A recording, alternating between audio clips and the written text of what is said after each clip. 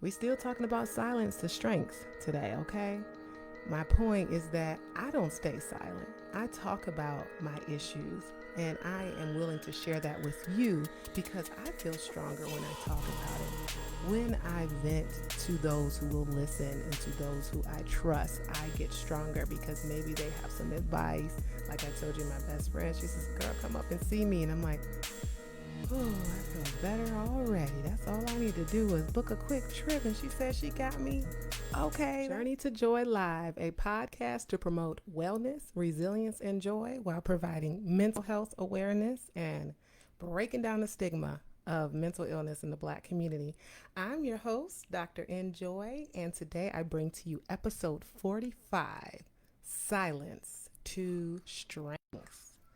All right, so it's May, Mental Health Awareness Month. Hopefully, you've been seeing posts and things all around promoting mental health, mental illness, mental wellness, self care, and all kinds of things this month because that's what it's about, all about. Advocating for your mental health, advocating for your wellness, and advocating for you. What do you need to do to get back to you and to get back to your mental health and your wellness? So that's not just for the month of May, but every day of the year. Thank you for joining me today. So, silence to strength. What does that even mean? Why is that important? A lot of us are silenced. A lot of us aren't talking about our mental health or our mental illness or how we feel or feeling like it's a weakness or feeling like it's a shame to feel a certain way or to go through stress. I'm weak. I'm ashamed of what I feel. They're going to think that I'm a nothing of a person or that I'm not capable. What happens when you remain silent? What happens when other people remain silent or that they don't feel comfortable opening up? Well, they only get more stressed, more overwhelmed. Their mental illness worsens when it goes untreated. I was posting some statistics this past week from the National Alliance of Mental Illness, NAMI, NAMI, and they said that it takes about 11 years between the time of onset of mental illness or mental illness symptoms to treatment. So you mean to tell me if you've got depression and you first start getting symptoms, it takes 11 years to get it treated? Or better yet, substance abuse or schizophrenia, the onset of psychosis takes 11 years before getting treated? Why is that? Why are we suffering in silence? Why do we do that? Because the lack of treatment means that things are getting worse. Our brains are getting worse. Our mental health is getting worse. Our body is getting worse because stress and mental illness makes our bodies worse.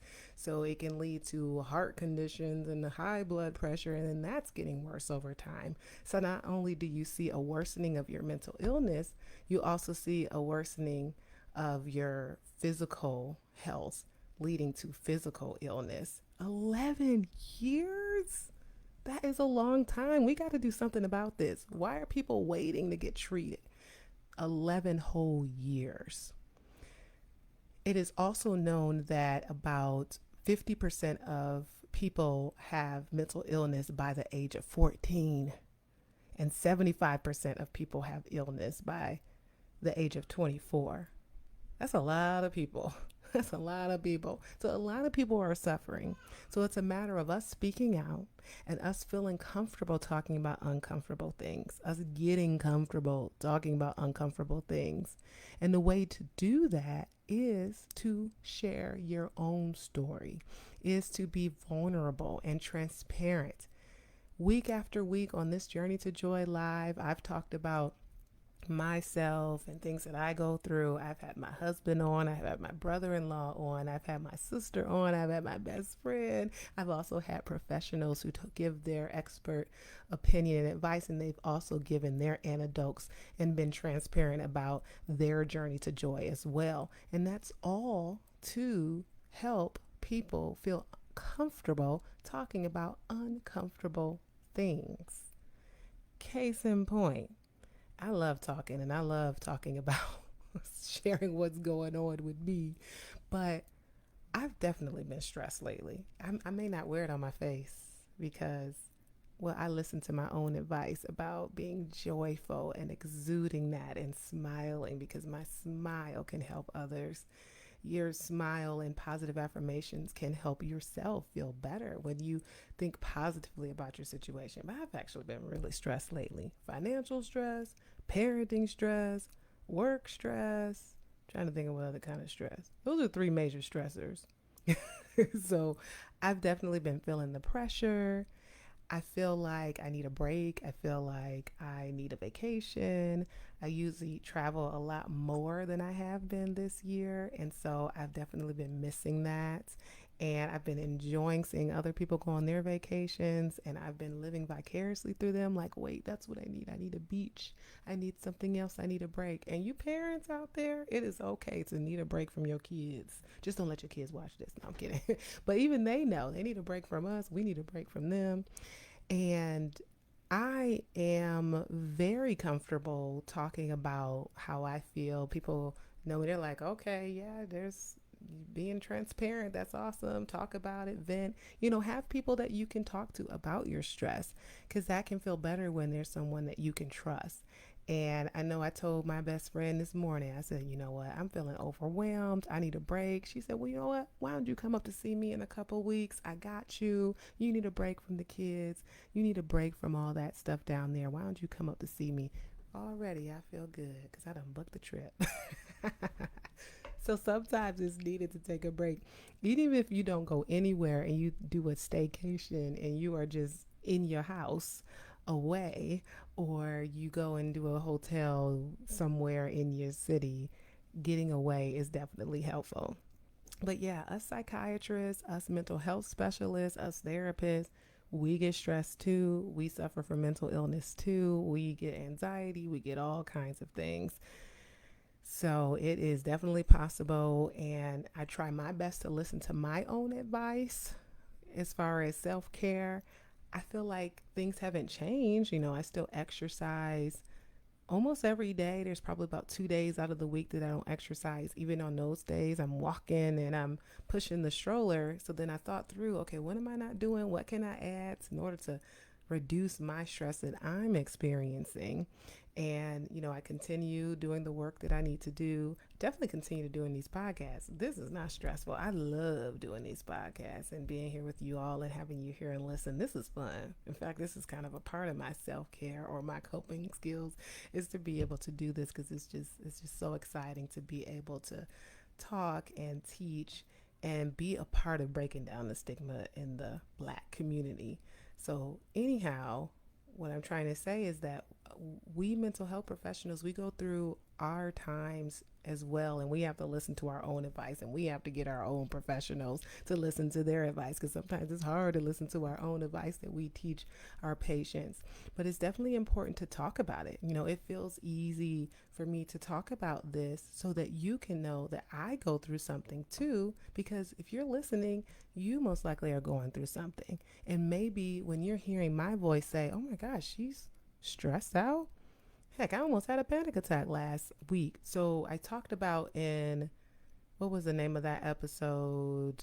Facing challenges, or it was in parenting challenges at the beginning, how I had a flood in my house and we haven't been able to get the repairs yet because it just takes time. That kind of thing takes time. So we were going over the expenses and the claim and all this. And I was just like, oh my gosh. I was getting so stressed out. I felt like the physical symptoms that a lot of my patients tell me they feel, where it's like this like tingling in your chest, like this the physical signs of stress, just like, ah. And I felt like I was like starting to hyperventilate. I said, you know what? I need to take a chill. I need to end this call and maybe have my husband talk to them and go out and get some sun, take some deep breaths, do some positive affirmations, and that helps me. I always recommend the app I Am, which is a really good app for positive affirmations, and it's been really good. Pretty much once an hour, it posts an affirmation for me to say, and I'm like, oh, this is good. It's coming right in time. One time when The toddler was working my nerves. A positive affirmation came right in time, and it said, I am grateful for my family. I'm like, yeah, you know what? I am grateful. It took a lot to bring him into this world. So I'm grateful for him and his presence. So you know what? Go ahead and work my nerves, because there was a time when I prayed and wished for you to exist. So the fact that you are here, I am happy and I'm grateful. So sometimes we need to remember that. We still talking about silence to strength today, okay? My point is that I don't stay silent. I talk about my issues, and I am willing to share that with you because I feel stronger when I talk about it. When I vent to those who will listen and to those who I trust, I get stronger because maybe they have some advice. Like I told you, my best friend, she says, "Girl, come up and see me." And I'm like, "Oh, I feel better already. That's all I need to do is book a quick trip." And she said she got me. Okay, that's fine. I got some financial stress. No, that's all right. That's a small trip. That won't harm anything. That's okay, you know? So, a lot of us go through that kind of stress, right? The day to day stress where you might feel drained, or you might be having trouble sleeping, or there's work stress, or there's parenting stress. But then a lot of us don't speak up on those things. And then you just end up exploding later, and it makes it worse. Don't wait 11 years to get help. But then there's that 50% of people by the age of 14, or the 75% of people by the age of 24 who might be experiencing mental illness, where that feeling drained, or that lack of sleep, or the sadness turns to depression, the nervousness turns to anxiety, that trauma turns to post traumatic stress disorder, and you need to seek help, because that silence to strength is very important. Once you speak up and tell somebody, once you speak up and get the treatment that you need, you become stronger. You are able to battle that challenge, that trauma, process whatever stress you've been going through, and being able to work through it is definitely important. And encouraging family members, that can be tough. I mean, sometimes it's easier to encourage a family member versus encouraging your own self, because we got all the advice for everybody else, but we're not listening to our own needs. So listen for your own needs, but also help others out. There's so many different resources out there. Like I mentioned before, the National Alliance of Mental Illness, they are really campaigning hard this month. They have resources. There's 988, the suicide crisis line, where you can chat, call, or text.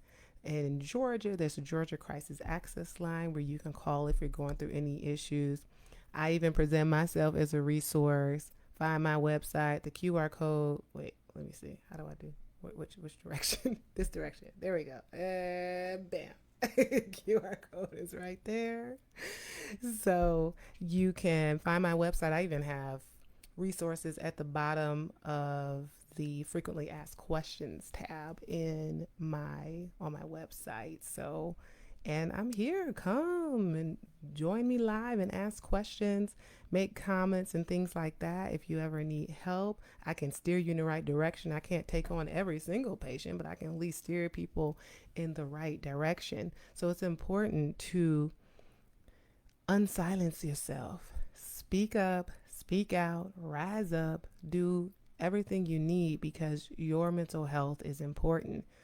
The mental health is at the crux of a lot of different medical illnesses, as I alluded to before.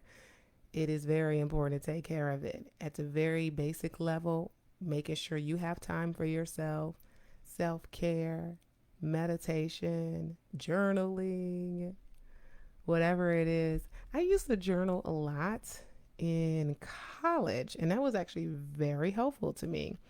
I've recently found a lot of my journals, and looking through them, I'm like, I was really depressed in college, like genuinely depressed. The way I wrote in my journal is that I would write poetry, but it was about like sadness and how I was single and how I really wanted to be married, and I was I'm a Christian, and I was very spiritual. I'm spiritual now, but I think I was very spiritual back then. But I just felt like, was I living the life I was supposed to live for God? And I was just really hard on myself back then, just looking through that.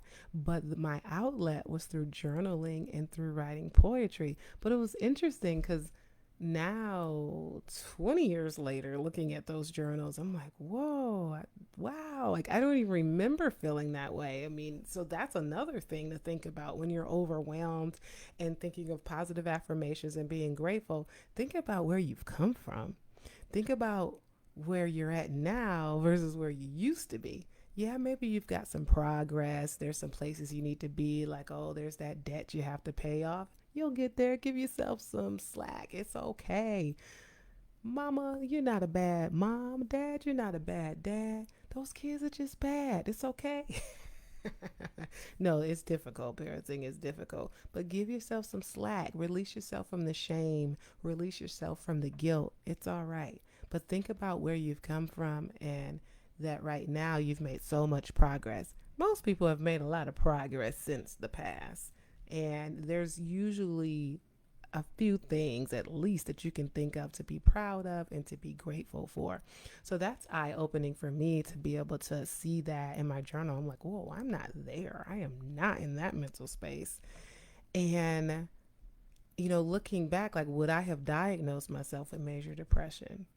I don't know. I don't think I've had the lack of like appetite issues or like the sleeping issues, but there was a lot of hopelessness and sadness.